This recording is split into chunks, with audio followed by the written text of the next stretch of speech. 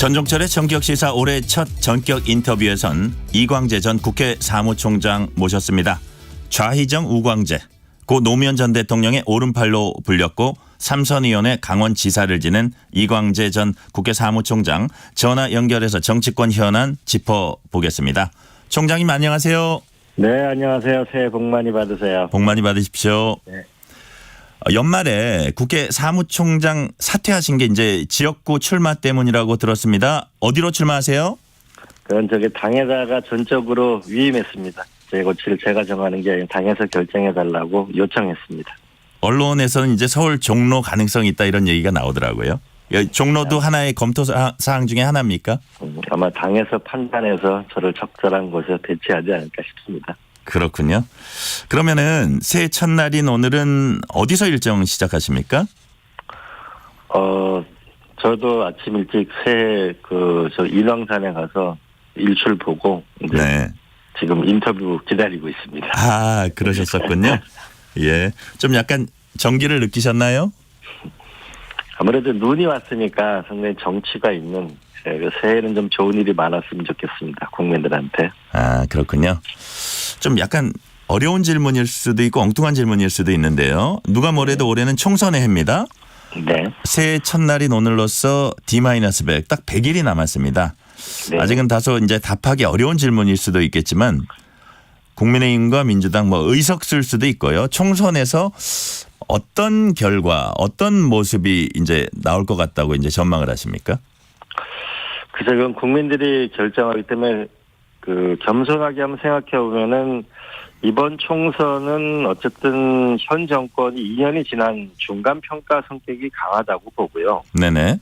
결국 역대 선거를 보면 대통령의 지지도가 여당의 성적표였는데 이 대통령의 지지도가 못한다가 55%에서 60%가 확실하기 때문에 야당에게 조금 더 기회가 오지 않을까. 다만 이 야당도 좀 경제 외교 부분에서는 수권 야당, 즉 안정감과 변화 능력 있는 야당이 되기를 바라는 것 아닌가. 그래서 기본적으로는 정권 심판론이 우세하지만 야당도 기본적으로 수권 야당의 모습을 보여야 한다. 그러면 아마 더 큰 결과가 나지 않을까 싶습니다. 그러니까 정권 심판만으로는 안 되고 수권 야당의 모습을 보여야 된다. 그런 말씀으로 이해해도 되겠습니까? 네. 기본적으로는 이 정권 심판이 크겠죠. 네.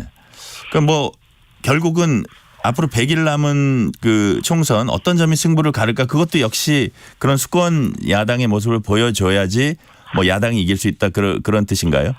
네. 기본적으로 현재 국민들은 이 현 정권에 대해서 매우 실망하고 있고 너무 일방통행이고 무능력하다. 이번에 한번 아주 매서운 회초리를 들어야 되겠다는 생각은 강한 것 같습니다. 다만 이 민주당도 좀 더 통합과 쇄신이 필요하다는 목소리가 있습니다. 많은 분들이 이제 이번에 일출을 보러 가셨잖아요. 네. 사실 서로 다른 게 만날 때 에너지가 생기는데 예를 들면은 석양이 아름다운 거는 낮과 밤이 만나기 때문에 아름다운 거고 일출이 아름다운 건 밤과 아침이 만나기 때문에 아름다운 건데요. 그런 걸로 보면 민주당은 단결하되 중도 성향을 가진 이 김부겸 총리 역할이 기대된다는 말씀도 계시고 네. 또 하나는 이 미래 세대가 좀 전면으로 등장해야 되는 거 아닌가. 이탄희 의원이라든지 이소영 국회의원 이런 분들이 좀 전면에 등장해서 좀 새로운 목소리를 좀 내줘야 된다는 점.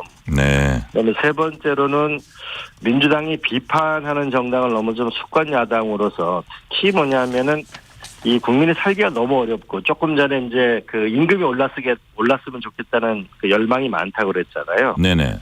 국민이 살기 힘든데 민주당표 좀 경제성장 전략을 내달라는 목소리도 많은 것 같습니다. 그렇군요. 이런 면에서 민주당이 조금만 더 단결하고 그리고 변화를 꾀하면은 좀 국민들의 마음과 함께 할 거라고 생각합니다. 네.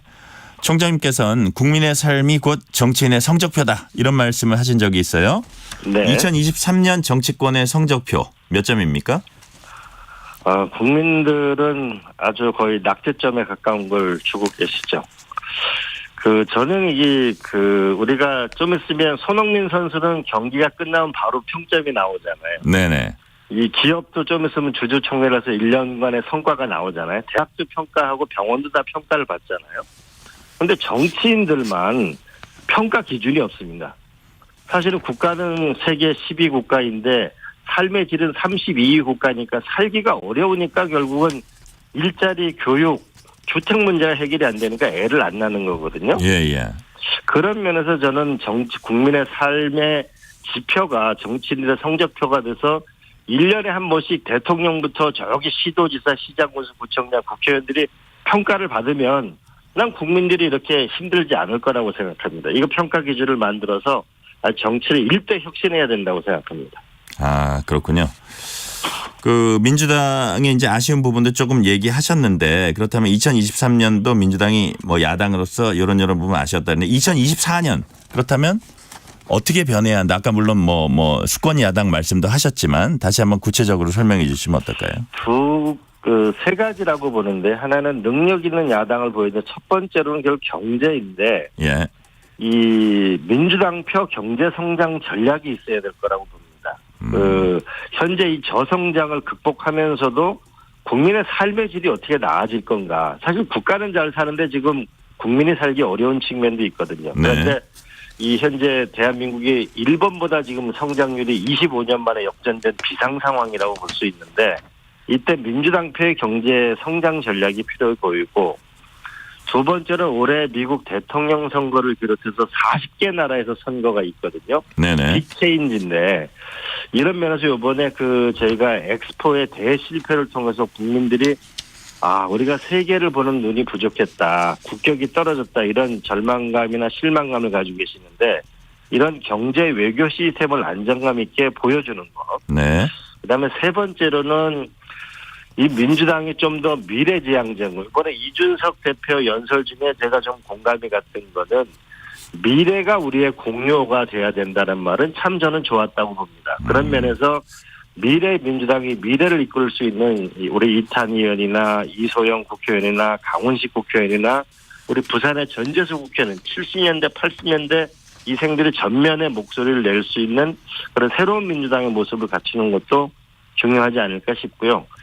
그리고 마지막으로는 결국 이 총선이라고 하는 건 국민과 함께 공감을 얻어내는 건데 이 다른 제정당이나 이런 국민과 연대를 통해서 좀 희망을 같이 만들었으면 좋겠습니다. 네. 그러니까 선거라는 거는 과거를 짚기도 하지만 미래로 나가야 된다. 이런 취지로 제가 이해하겠고요. 민주당 네. 당면 현안 좀 짚어볼게요. 네. 이재명 대표, 이낙연 전 대표 만나서 이제 극적 반전을 이제 기대했는데 성과 없이 끝났습니다. 이 전 대표는 네. 제가 할 길 가겠다 밝혔습니다. 창당, 분열 수순으로 간다고 봐야 되나요? 글쎄, 저는 민주당, 이낙연 대표가 민주당과 함께 하셨으면 좋겠습니다.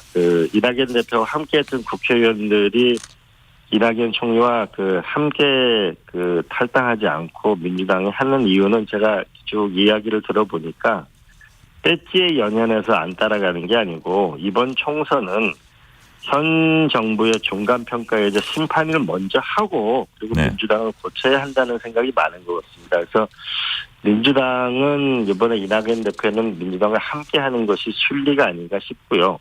또 한편으로는 민주당의 변화와 통합을 꾀해야 되는 것도 민주당이 가야 될 길이라고 봅니다. 네. 총장님은 이낙연 전 대표 신장 창당에 대해서 궤도 이탈이라는 이제 표현을 썼는데 네. 미칠 파장이 얼마 안 된다 이렇게 보시는 건가요?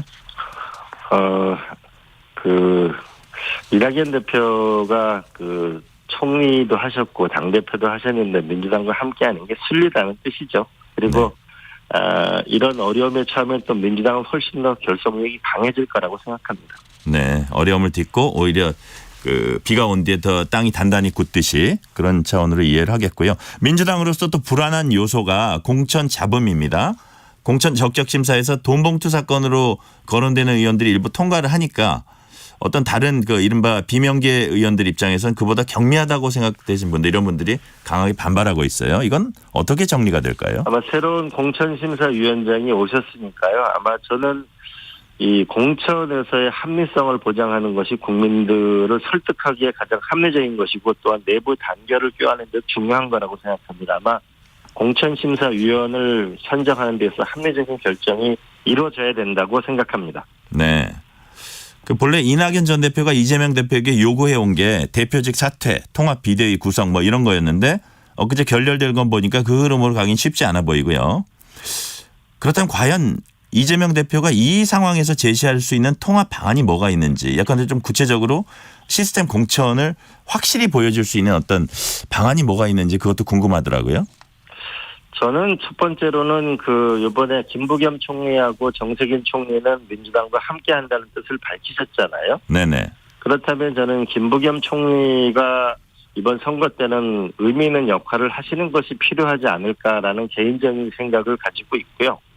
그리고 또 한편으로는 함께 하시게 될 때 그냥 하시지는 않을 거라고 봅니다. 결국은 이 공천이나 이런 부분에 함께 전략을 짜고 좋은 사람들이 능력 있는 야당으로 거듭나는, 경제 외교에서는 능력 있는 야당으로, 그다음에 민주주의를 지키는 데서는 확고한 소신과 믿음이 있는 야당으로 거듭나는 이런 공천을 해나가는데 아마 함께 하면은 더 에너지가 생기지 않을까 싶은데요. 네.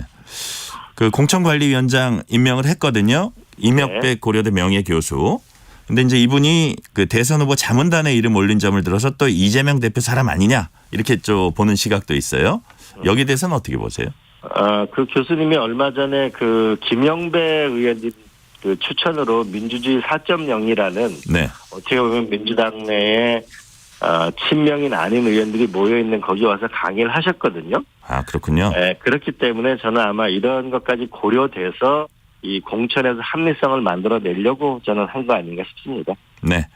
국민의힘이 이제 한동훈 비대위원장 체제가 출범을 했습니다. 초기에 일부 지지율이 상승하는 그런 모습도 보였고 혁신의 속도를 낼 것이다 이런 전망도 나오고 있어요. 민주당에서 여당 변화에 대응할 만한 혁신을 지금 준비하고 있다고 보십니까? 네, 저는 이제 김건희 특검이 통과됐기 때문에 네. 결국은 자식 이기는 부모 없고 국민 이기는 정권이 없거든요. 국민의 네. 70%가 찬성하는 이 특검이 통과됐기 때문에 이제는 특검에게 맡기고 이제는 이태원 특별법이나 전세자기 특별법, 특히 부동산 PF가 어렵기 때문에 이런 부분에서 이제는 정책과 비전의 시기로 이제 전환될 때가 저는 왔다고 생각합니다. 그렇군요. 한동훈 비대위가 구성되자마자 비대위원이 설화로 사퇴했습니다. 비대위 출범 초기 이제 쇄신 동력 끌고 가는데 차질이 빚어졌다고 보세요? 저는 한동훈 위원장이 잘해주기를 바라는데요. 근데 다만 현 정권이 위기에 처했기 때문에 한동훈 비대위원장이 나온 거잖아요. 네. 근데 왜 위기에 처했을까를 좀 더 한동훈 위원장이 깊이 생각해 봤으면 좋겠는데 저는 이 엑스포 실패의 모든 면이 다 들어있다고 봅니다. 첫 번째로는 세계를 보는 눈이 없었죠. 두 번째로는 바른 말을 하는 사람이 없어서 결국은 벌거숭이 임금님이 돼버렸죠. 세 번째로는 책임지는 사람이 없었죠. 네. 네 번째로는 사우디는 네옴시티라는 전 세계에 선전을 할 수 있는 국가 비전이 있었는데 우리는 프리젠테이션 그런 걸 못 보여줬거든요. 그러면 그렇군요. 무엇을 우리가 위기에 처했고 고쳐야 되는가를 깊이 생각해야 되는데 그러기 위해서는 저는 한동훈 위원장이 말을 많이 하기보다는 국민들의 지금 말씀을 많이 들어야 할 때가 아닌가 싶고 네. 한동훈 위원장의 수락 연설 하루 뒤에 이준석 대표 연설인데 미래가 공용어가 되자 이런 말은 자, 총장님 길이상 여기서 좀 끊겠습니다. 네. 이광재 전 국회 사무총장이었습니다. 감사합니다. 1부 순서 여기서 마치고 2부에서는 국민의힘 나경